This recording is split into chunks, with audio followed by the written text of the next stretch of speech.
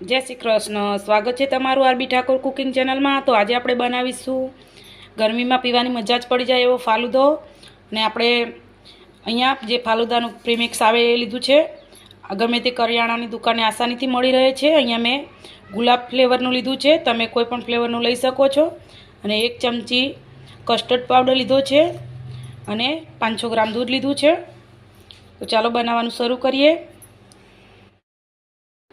સૌ પહેલાં આપણે આ જે કસ્ટર્ડ પાવડર લીધો છે એમાં થોડું થોડું દૂધ નાખતા જઈને આપણે એને પલાળી લઈશું દૂધમાં। મારું દૂધ નોર્મલ ટેમ્પરેચરવાળું છે, બહુ ઠંડુ પણ નથી અને ગરમ પણ નથી એવું છે। સરસ મિક્સ કરી લેવાનું છે।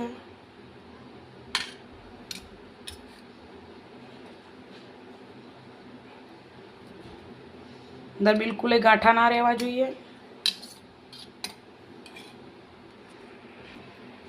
આપણે સરસ મિક્સ કરી લીધું છે, તમે જોઈ શકો છો। હવે આપણે જે દૂધ લીધું છે એને આપણે ગેસ ઉપર લઈ લઈશું। આપણે ગેસ ઉપર દૂધ મૂકી દીધું છે। હવે આપણે આને ઉકાળીશું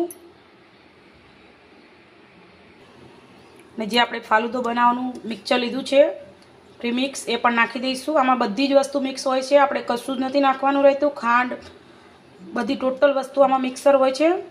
ફાલુદાની જે સેવ આવે એ પણ હોય છે, પછી સબ્જા સીડ જે આપણે તકમરિયા કહીએ એ પણ હોય છે। બધું જ ટોટલ વસ્તુ હોય છે, ખાલી આપણે કસ્ટર્ડ પાવડર અલગથી નાખીએ છીએ।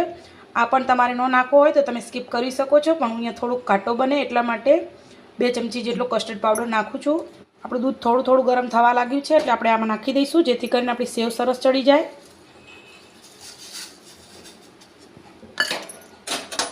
સરસ મિક્સ કરી લઈશું। તમે જોઈ શકો છો કેટલો સરસ કલર આવ્યો છે। અને બધા અલગ અલગ ફ્લેવરના, કેટલા બધા ફ્લેવરના હોય છે। આ મિક્સ આપણને તૈયાર મળે છે।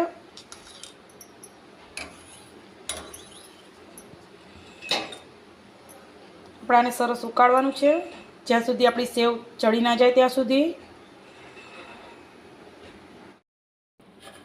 તમે જોઈ શકો છો આપણું દૂધ સરસ એકદમ ઉકળવા લાગ્યું છે અને સેવ પણ સરસ ચડી ગઈ છે। આ રીતે સેવ સરસ ચડી જવી જોઈએ। આમાં તમારે જો તમને સેવ વધારે ગમતી હોય તો તમે એક્સ્ટ્રા નાખી શકો છો, પણ અહીંયા મેં જે મિક્સ તૈયાર આવે એમાં જે આવી એ જ નાખી છે, મેં બીજું અલગથી નથી નાખી। અને હવે આપણે જે કસ્ટર્ડ પાવડર દૂધમાં પલાળીને રાખ્યો છે એ નાખી દઈશું, પણ એક વખત હલાવી લેવાનું, કેમ કે નીચે બેસી જતો હોય છે એટલા માટે આ રીતે હલાવી લેવાનું એક વખત। હવે આપણે આમાં નાખી દઈશું, સરસ મિક્સ કરી લઈશું। કસ્ટર્ડ પાવડર નાખવાથી તરત જ એકદમ સરસ ઘટ થઈ જાય છે, તમે જોઈ શકો છો। હવે આપણે 2 મિનિટ માટે ઉકાળી લઈશું, જેથી કરીને કસ્ટર્ડ પાવડરની કચાશ જતી રહે।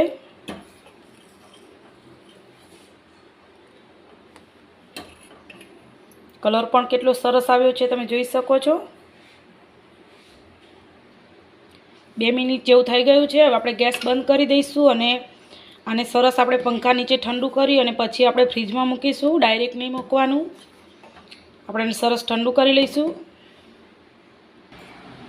આપણે પંખા હેઠે લઈને આ રીતે ચમચાની મદદથી આ રીતે ઠંડુ કરી લેવાનું છે। અને તમારી પાસે જો ટાઈમ હોય તો તમે અડધો કલાક માટે બહાર ઠંડુ કરવા મૂકી અને પછી તમે ફ્રીજમાં મૂકી શકો છો, પણ હું અહીંયા અત્યારે ફ્રીજમાં મારે મૂકવું છે એટલા માટે હું આ રીતે ચમચાથી હલાવતી જઈશ, એટલે ઘડીકમાં ઠંડુ થઈ જશે। અને એમ ના કરવું હોય તો આપણે કથરોટમાં બરફ લઈ અને આ તપેલી અંદર મૂકી દઈએ અને એ રીતે પણ ઠંડુ કરી શકીએ છીએ, એ પણ જલ્દી ઠંડુ થઈ જાય છે। આપણે આને સરસ ઠંડુ કરી લીધું છે। હવે આપણે 1 કલાક માટે ફ્રીજમાં ઠંડુ થવા મૂકીશું। આપણો ફાલુદો સરસ ઠંડો થઈ ગયો છે, તમે જોઈ શકો છો એકદમ મસ્ત અને ઘટ પણ થઈ ગયું છે, જેવું આપણે બહાર પીએ એવો જ બન્યો છે કમ્પ્લેટ। અને અહીંયા મેં ગુલાબનું શરબત પણ બનાવી લીધું છે, તમે જોઈ શકો છો કેટલું મસ્ત બન્યું છે। અને ગુલાબનું શરબત પણ મેં ઘરે જ બનાવ્યું છે, જો તમારે એની રેસીપી જોતી હોય તો મને કોમેન્ટ કરીને જરૂરથી કહેજો, હું એ પણ તમારી સાથે શેર કરીશ। તો ચાલો સૌ પહેલાં આપણે અહીંયા 1 ગ્લાસ લઈ લઈશું। અહીંયા મેં આ રીતનો લાંબો ગ્લાસ લીધો છે। આપણે આમાં શરબત નાખીશું।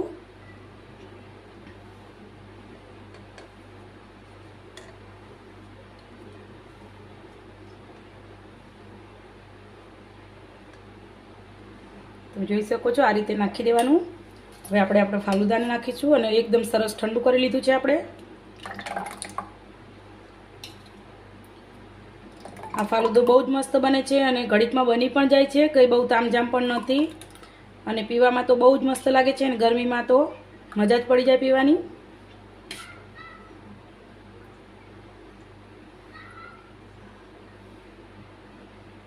જોઈ શકો છો કેટલું મસ્ત એકદમ જોતા વેતામાં આપણને ઠંડકનો અહેસાસ થઈ જાય એટલી મસ્ત આપણું બન્યું છે.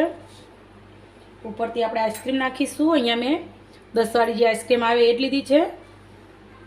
તમે ના નાખ્યું હોય તો પણ સ્કીપ પણ કરી શકો છો, પણ હું અહીંયા નાખું છું કેમ કે આપણે બહાર જ્યારે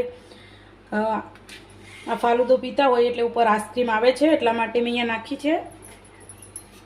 ઉપરથી આપણે થોડું ગુલાબનું શરબત નાખીશું. બન્યો છે ને એકદમ જોતા વેત પીવાનું મન થઈ જાય એવો આપણો ફાલુદો. તમે જોઈ શકો છો કેટલો મસ્ત બન્યો છે. તો તમને મારી આ રેસીપી કેવી લાગી મને જરૂરથી કહેજો, અને જો તમને મારી આ રેસીપી ગમી હોય તો લાઈક, શેર અને સબસ્ક્રાઈબ કરવાનું ભૂલતા નહીં. અને એક વખત આ રીતે ઘરે ફાલુદો બનાવીને જરૂરથી પીજો, ઘરમાં બધાને પસંદ આવશે. અને જો એક વખત તમે આ રીતે બનાવી લીધો તો તમે બહાર ક્યારેય પીવા નહીં જાઓ, અને ફક્ત 20 થી 25 મિનિટમાં બની જાય છે. ખાલી આપણે એને ઠંડો કરતાં જ વાર લાગે છે. તો તમે પણ એક વખત આ રીતે જરૂરથી બનાવજો. અને જો તમને મારી આ રેસીપી ગમી હોય તો લાઈક, શેર ને સબસ્ક્રાઈબ કરવાનું ભૂલતા નહીં. આવજો ને જય શ્રી કૃષ્ણ.